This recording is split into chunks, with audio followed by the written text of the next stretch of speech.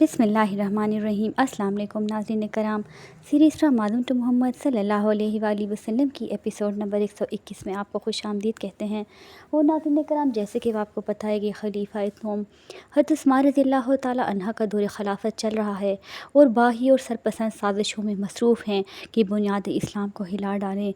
इसी तरीके से हमारी एपिसोड का ये तीसरा हिस्सा है। आज ये सन हिजरी 35 चल रहा है और दौर हुकूमत है उस्मान रज़ियल्लाहु ताला अन्हा का। कुरानी इशारा का नाम में 35 हिजरी में साजिशी गुरु उम्मत को लड़ाने और खिलाफत को पारा पारा करने की मनसूबाबंदी मुकम्मल कर चुका था। मंसूबे के 4 रुख थे ताकि अगर एक रुख पर कामयाबी ना हो तो दूसरा तही। ये 4 रुख दरअसल एपिसोड में आपको मैं बताती हूँ कि इराक़ और मिस्र के लोगों को जो बनो हाशिम की तरफ ज़्यादा माइल हैं, इस्लाम के इस्तेमाल करके हज़रत उस्मान के ख़िलाफ़ बहावत की ऐसी तहरीक उठाई जाए जिसमें मदीना के 3 अक़ाबा सहाबा हज़रत अली, तलहा, हज़रत ज़ुबैर रज़ियल्लाहु ताला अन्हा भी मसलूब थे, मालूस हो जाएं। इनमें से हर एक को एक खिलाफत का मदी बनाकर उम्मत को लड़वाया जाए। अगर ऐसा ना हो सका तो हज़रत उस्मान रज़ियल्लाहु ताला से जिब्री इस्तीफ़ा ले लिया जाएगा। मसनदी खिलाफत खाली हो जाती ही अक़ाबर मदीना उसे पुर करने की कोशिश करेंगे। इस मौका पर इत्तेफाक की राय को नाकाम बनाकर खाना जंगी की कोशिश की जाएगी। ये नस्ल दूसरा जो है इनका ये गलबा था। तीसरी उनकी जो साजिश थी कि अगर ऐसा भी ना हुआ, अगर उस्मान ने इस्तीफ़ा ना दिया तो उन्हें कत्ल करके इल्ज़ाम हज़रत अली, तलहा, हज़रत ज़ुबैर और उम्र बिन अलास और अम्हातुल मोमिनीन समेत अक़ाबर पर लगाकर ऐसी अफरा तफरी फैला दी जाएगी कि उम्मत की निगाह में ये अक़ाबर नाकाबिल एतमाद हो जाएंगे। मुहाजिरीन और अंसार किसी खलीफा पर मुत्तफ़िक़ ना हो सकेंगे। मुसलमानों की ताकत बिखर जाएगी। चौथा जो इनके दिमाग में एक मंसूबा चल रहा था वो ये था कि अगर फिर भी मुहाजिरीन और अंसार की शख्सियत पर मुत्तफ़िक़ हो जाएँ तो प्रोपेगेंडा किया जाए कि इसी शख्स ने इक़्तिदार हासिल करने के लिए साबिक़ खलीफा को मरवाया है। इस बात को इस तरह बढ़ाया जाए कि साबिक़ खलीफा के अक़ीदतमंद अमरा किसी तरह भी नए खलीफा पर एतमाद ना कर सकें और जंग छिड़ कर रहेगी। आखिर यूँ मुसलमानों में अफरा तफरी की दीवार खड़ी हो जाएगी और वो एक दूसरे से नफ़रत करने लगेंगे। नाज़रीन कराम, ये 4 साजिशी मनसूबाबंदी थी जो उनके दिल और दिमागों में गर्दिश कर रही थी। फितने की चिंगारी सुलगाने और तख़रीबी माहौल को हवा देने के लिए तय किया गया कि एक दफ़त को इन इल्ज़ामात और शिकायत के साथ हर उस्मान रज़ियल्लाहु ताला अन्हा के पास भेजा जाए जिन्हें अवाम में मशहूर किया जा चुका है। ये वफ़द वापस आकर प्रचार करे कि उस्मान ने अपनी ज़ियादतियों का एतराफ़ तो कर लिया है मगर अपनी रोश छोड़ने पर आमादा नहीं। इसी तरह खलीफा के ख़िलाफ़ अवाम को मुश्तइल किया जाए। रजब सन 35 हिजरी में साबियों का दफ़द मिस्र से रवाना हुआ। वाली मिस्र अब्दुल्ला बिन साद रज़ियल्लाहु ताला अन्हा इनकी हरकत से बाखबर थे। उन्होंने हज़रत उस्मान रज़ियल्लाहु ताला अन्हु को लिख भेजा कि ये लोग आपको मजबूर करने के लिए दर पे हैं। हज़रत उस्मान रज़ियल्लाहु ताला अन्हा ने इन लोगों को मस्जिद नबी में सरेआम बातचीत का मौका दिया। सहाबा कराम ने इत्तेफाक राय से हज़रत उस्मान रज़ियल्लाहु ताला अन्हा को मशवरा दिया कि दफ़त के अरकान को बगावत के अर्तकाब में कत्ल कर दिया जाए, मगर उस्मान रज़ियल्लाहु ताला अन्हा ने शिकायत करंदगान को शक का फ़ायदा देकर इनके ख़िलाफ़ किसी कार्रवाई की इजाज़त ना दी बल्कि ख़ुद ही कटहरे में खड़ा होना पसंद किया। हज़रत उस्मान रज़ियल्लाहु ताला अन्हा ने कुरान मजीद का नुस्ख़ा मंगवा कर सामने रखा, वफ़द के इल्ज़ामात सुने और एक एक बात का वाज़िया जवाब दिया। शरपसंद लोग हर सवाल के साथ तंज़िया अंदाज में कहते, आपको अल्लाह ने इजाज़त दी थी या आप अल्लाह पर झूठ बांध रहे हैं, नाउज़ुबिल्लाह। मगर आप बड़े तहम्मुल के साथ तसल्ली बख्श जवाब देते और फिर फरमाते, और कोई बात हो तो कहो। गुफ्तगू की मुख्तलिफ़ रिवायात को जमा करने से मालूम होता है कि ये खुली कचेरी थी जिसमें सरकारी इश्तिहार के ज़रिए मुख्तलिफ़ शहरों के लोग बुलाए गए थे, जिसने जो चाहा सवाल किया। हज़रत उस्मान रज़ियल्लाहु ताला अन्हु के जवाबात पर सबाई गंग हो गए, जबकि आम लोगों ने खुलकर आपकी सच्चाई का एतराफ़ किया। इस मजलिस में दर्जे सवालात व जवाबात थे जिसको मुख्तसर करके आपके सामने पेश किया जाता है, जिनमें कुछ चीदा का जिक्र करती हूँ। एक एतराज़ ये था कि कुरान मजीद के कई नुस्खे थे, आपने उन्हें तलफ़ करके एक नुस्खे को राइज किया।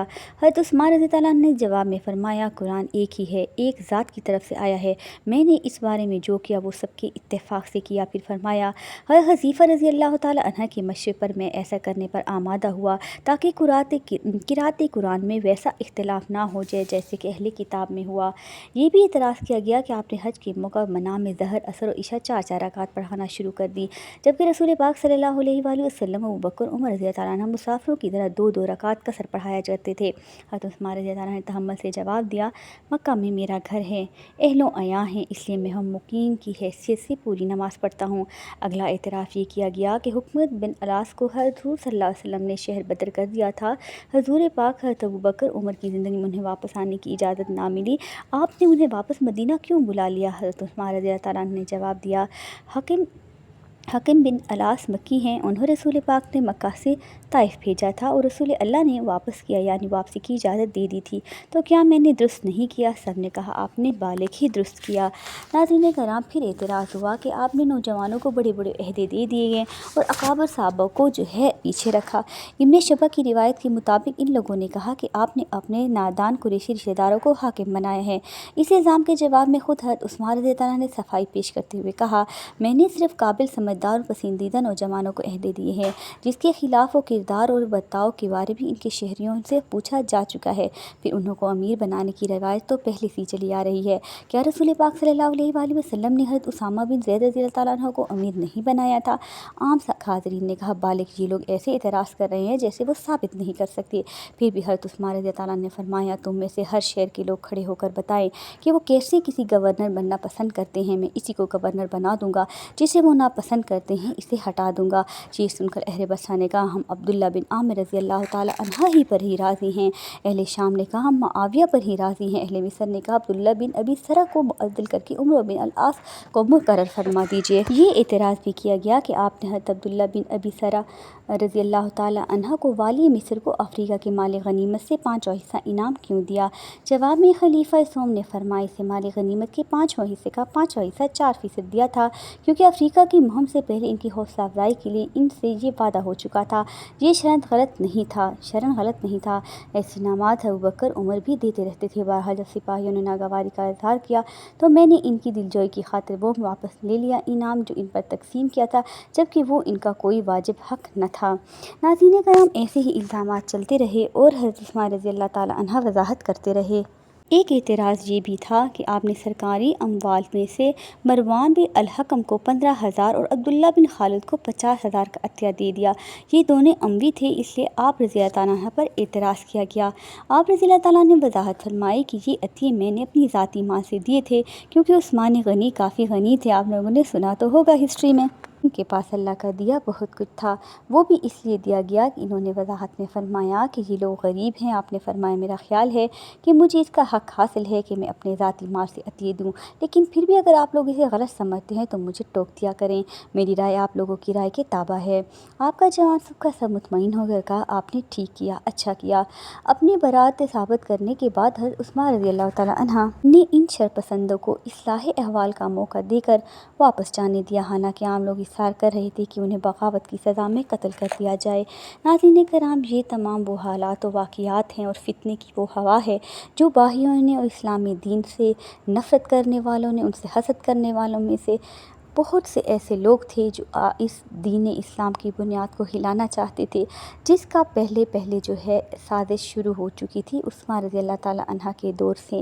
ناظرین کرام، سیریز فرام آدم ٹو محمد صلی اللہ علیہ وآلہ وسلم کے ایپیسوڈ آگے بڑھتے جائیں گے، اور آپ لوگ کا ساتھ مجھے چاہیے، لائک اور شیئر اور سبسکرائب کرنا مت بھولیے گا، بیل آئیکن کو ضرور دبائیے گا تاکہ آنے والی ہر نوٹیفیکیشن آپ کو ملے، اور میری حوصلہ افزائی کے لیے میسج کرنا مت بھولیے گا۔